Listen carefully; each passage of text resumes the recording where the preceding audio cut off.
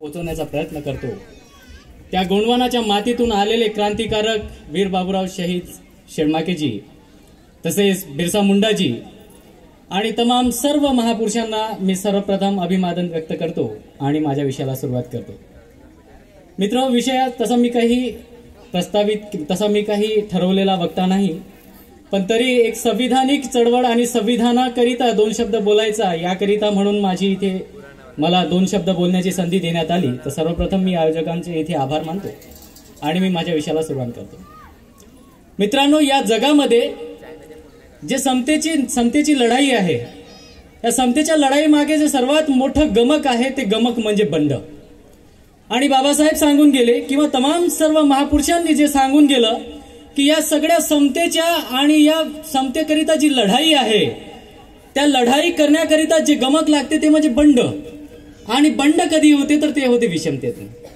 म्हणजे विषमता ही सर्व बंडांची जननी आहे। जोपर्यंत बंड करणार नाही तोपर्यंत क्रांती किंवा समानता प्रस्थापित होत नाही। मात्र हे बंड आणि ही क्रांती विचाराच्या माध्यमातून, लेखनांच्या माध्यमातून आणि सामाजिक चिंतनाच्या माध्यमातून आपल्याला करायचं आहे। मी मानतो या गोष्टीला की राजकीय जोपर्यंत सत्ता प्रस्थापित होत नाही आपल्या हातामध्ये या यशाची किल्ली प्राप्त होत नाही। पण मी माननीय नरेंद्र गेडाम सरांच्या शब्दांना सुद्धा मान देऊन मी इथे सांगू इच्छितो की त्यांचे शब्द जे माझ्या कानामनामध्ये भिनले, जोपर्यंत ज्या राजकीय पक्षाची सामाजिक एकता प्रस्थापित होत नाही, सामाजिक सांस्कृतिक एकता निर्माण होत नाही, तोपर्यंत कुठलाही राजकीय पक्ष हा तग धरू शकत नाही आणि आपली राजकीय सत्ता इथे प्रस्थापित करू शकत नाही। मित्रांनो, संविधानाचं जेव्हा आपल्याला इथे उदो करू पाहतो तर या संविधानाला सुद्धा दमन करण्याकरिता आज पण काही असे बांडगुळ तयार झालेले आहे, आज पण काही अशा अडचणी निर्माण झालेल्या आहे की ज्या लोकशाहीला मारक ठरत आहे। आपल्याला समजणे गरजेचं आहे मित्रांनो। जेव्हा आपण संविधानाची भाषा करतो, बाबासाहेबांनी संविधान बनवलं, इतकं अथक परिश्रमानंतर जे संविधान आपल्या समोर आलेलं आहे त्या संविधानाला आपल्याला जर समजा त्या संविधानाची योग्य पद्धतीने अंमलबजावणी करायचं असेल तर संविधानाला मारक ठरणाऱ्या, या लोकशाहीला मारक ठरणाऱ्या काय अडचणी आहेत आणि काय विविध तयार झालेल्या दमन करणारे जे बांडगुळ आहेत यांना समजणे सगळ्यात महत्वाचं आहे। मित्रांनो, संविधानाचा जे गमक आहे किंवा संविधानाचा जो गाभा आहे तो म्हणजे संविधानाची प्रस्तावना।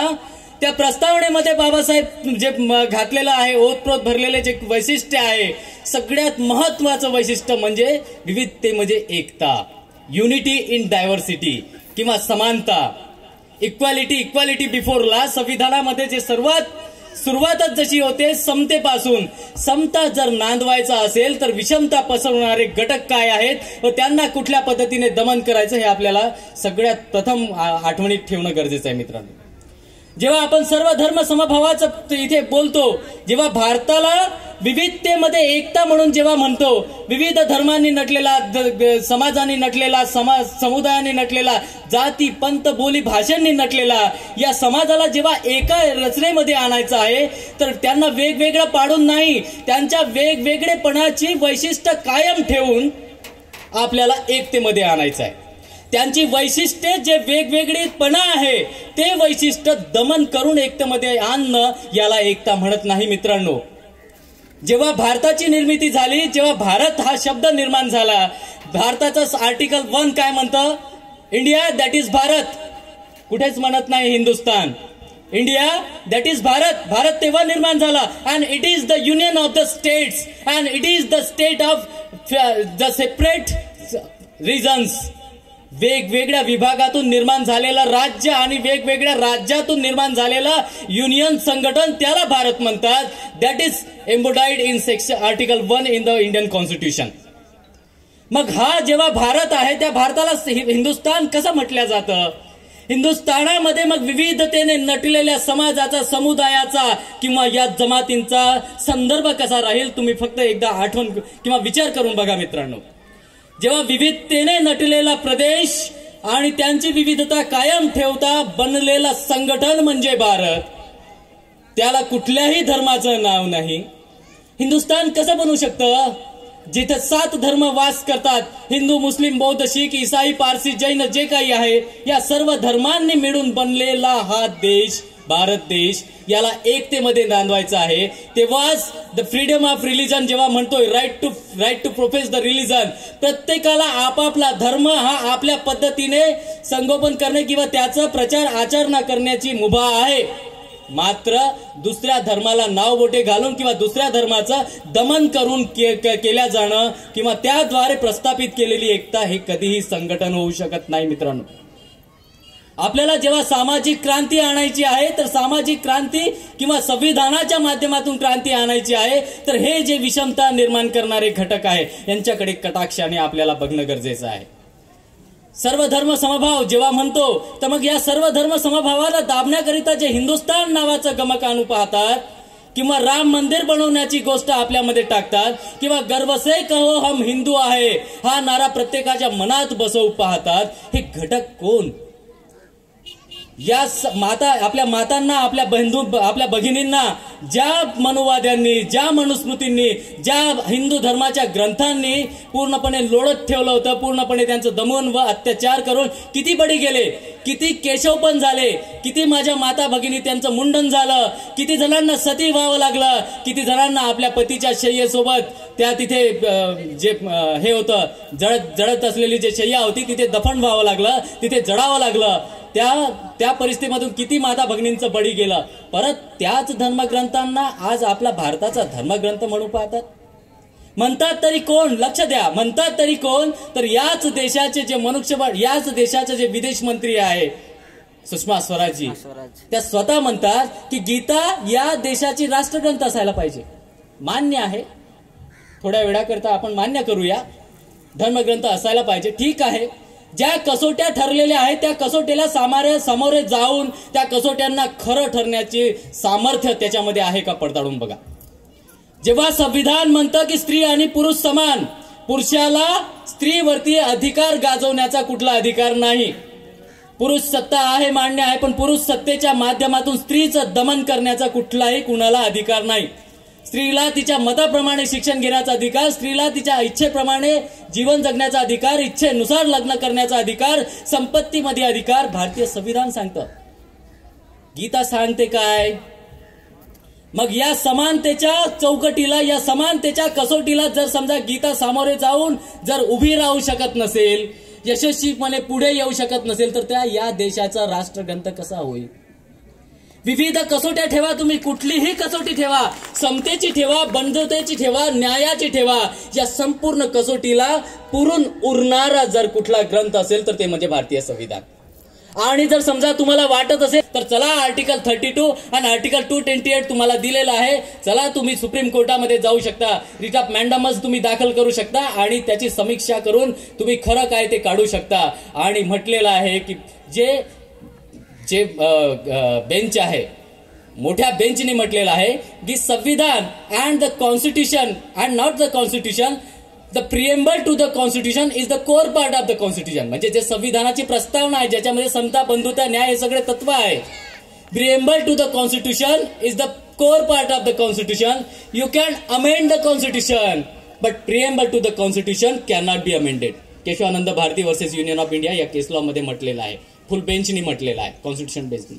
याचा अर्थ असा की या सगळ्या तत्वांनी भरलेलं जे संविधानाची प्रस्तावना आहे, तुम्ही प्रस्तावना बदलू शकत नाही तर तुम्ही संविधानाला काय बदलू शकता? संविधान बदलू शकत नाही.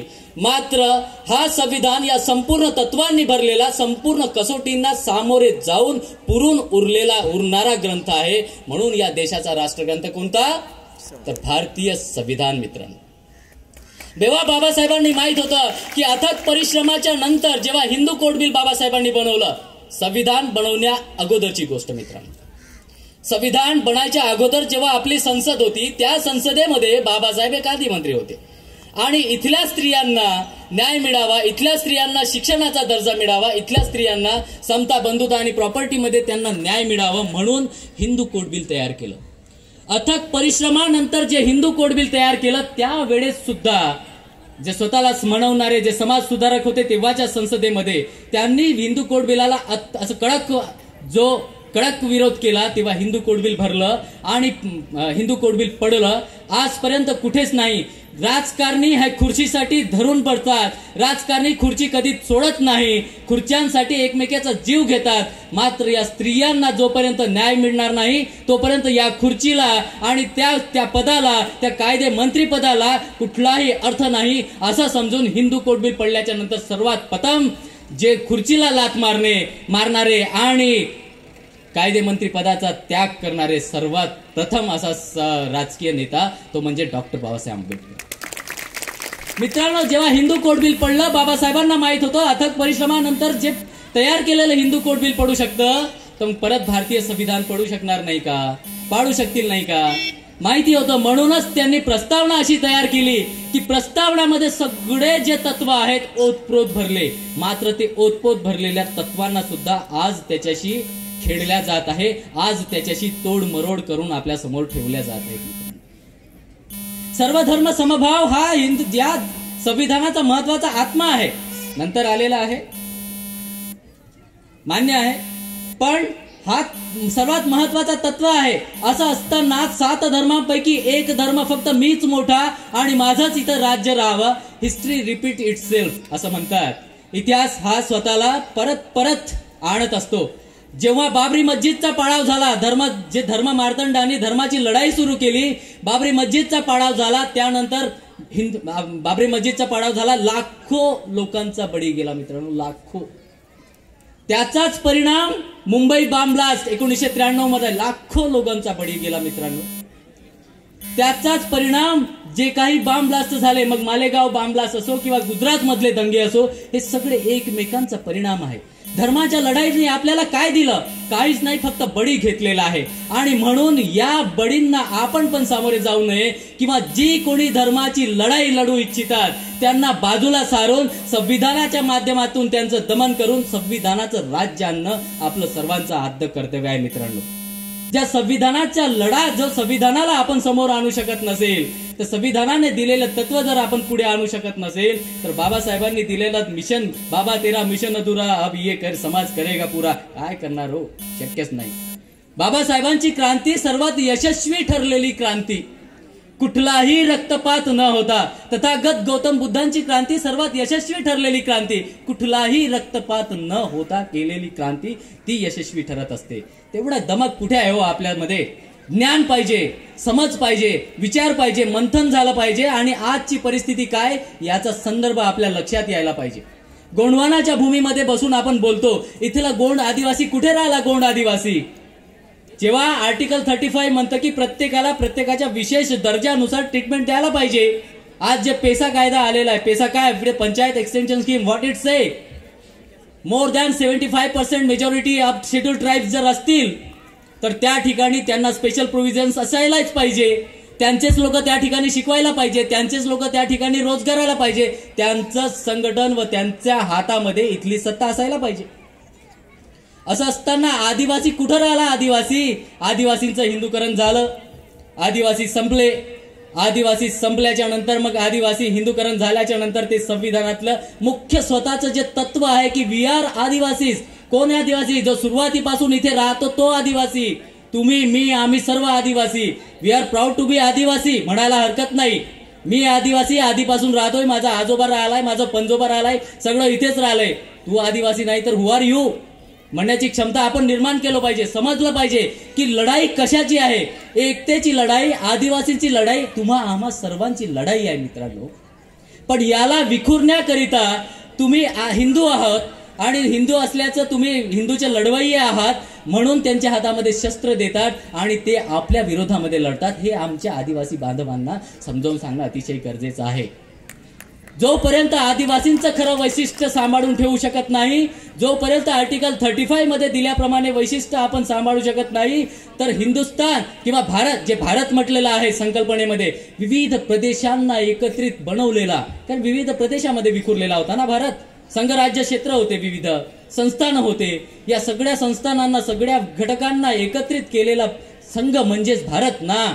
या एक विविधतेमध्ये एकतेने नांदणाऱ्या भारतामध्ये या जे विविधतेने नांदणारे घटक आहे, जी गोंडवानाची भूमी आहे, जे आदिवासींचे हक्क आणि अधिकार आहे, या जमिनीवरचा त्यांचा जो अधिकार आहे आणि त्यांचे अधिकार डावलून हे जे औद्योगिक प्रणाली इथे आणतात आणि औद्योगिक प्रणाली आणून इथल्या आदिवासींचा हक्क वाटा मारून नेतात। या सर्वांसाठी फक्त आदिवासीच नाही तर तुम्हा आम्हा सर्वांना सुद्धा लढाई करणं गरजेचं आहे, कारण की याच लढाईतून आपण संविधानाची लढाई प्रस्थापित करत आहोत। मित्रांनो, सांगायला गेल्यास अजून बराच काही मला सांगायचं आहे, पण अजून प्रस्तावित आणि जे खरे वक्ते आहेत, आज मी इथला खरा वक्ता नाही तरी पण मला इथे 2 शब्द बोलण्याची मला संधी दिली आणि मला माझं मनोगत व्यक्त करू दिलं, त्यामुळे मी आयोजकांचे आभार मानतो।